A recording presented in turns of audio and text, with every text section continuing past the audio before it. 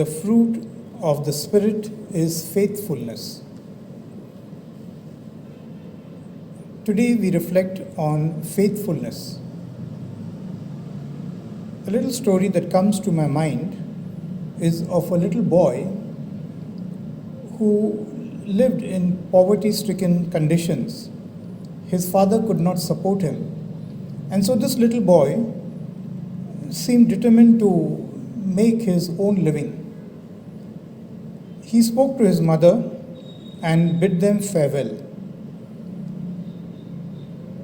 As he was journeying, his mother's advice and the captain of the canal boat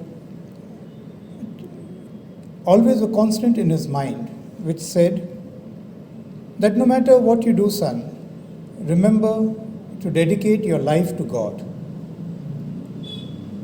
Keeping that in mind, he moved ahead and he started his own business. It is said he started his business of manufacturing soap. And very soon, he began to do very well. His dedication to God, he expressed in his faithfulness in a way where every dollar that he earned, he kept a cent for God, towards God's use. And so every dollar that he earned, 1 cent kept on being added towards his contribution towards God's work. Very soon he became a partner with one of the leading companies of the soap manufacturers in his country. And it goes on to say that he never failed in his duty towards God. He remained faithful to that every dollar that he earned, he kept 1 cent for God. He told his bookkeeper also to maintain an account for every dollar to make sure that 1 cent was kept towards God and the work of God. As he progressed, he increased it from $1, from 1 cent to 2, to 3, to 4, and to 5 as well. And as he kept giving on one side, the other side we could see he progressed also. A time came when his partner died and he became the owner of the company. And the company was none other than Colgate-Palmolive. Sir William Colgate was the owner and was that little boy who became the owner.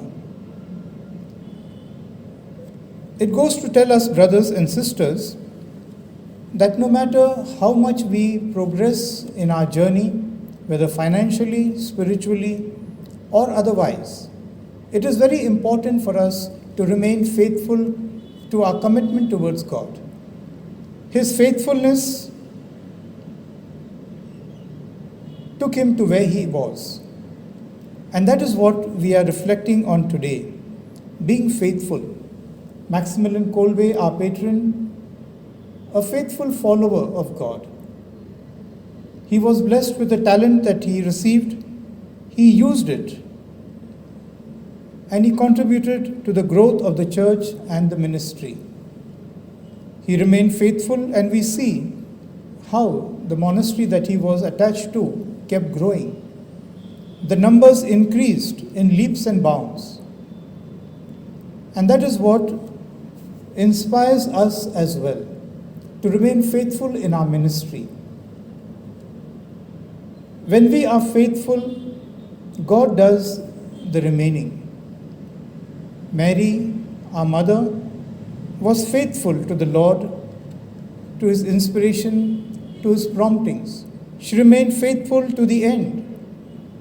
And she was blessed with a crown in heaven. She not only was taken body and soul into heaven, but she was crowned Queen of Heaven. And that is the mother that we have. If we remain faithful in the little things that God has blessed us with, we would be able to do great things.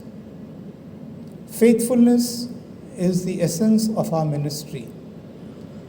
No matter what we are doing in our ministry, whether we are doctors, whether we are lawyers, whether we are engineers, or no matter who we are, what is our profession, but when we are called to do the little things in this ministry and we do it faithfully, we would be blessed and we would be rewarded. And the reward, as we see, is, "Come, blessed of my fathers, inherit the kingdom prepared for you since the foundation of the world." And that is what we look at when we continue with our ministry. Let us pray that faithfulness should be ingrained in ourselves and that we should remain faithful to the Lord and to this ministry that He has invited us to.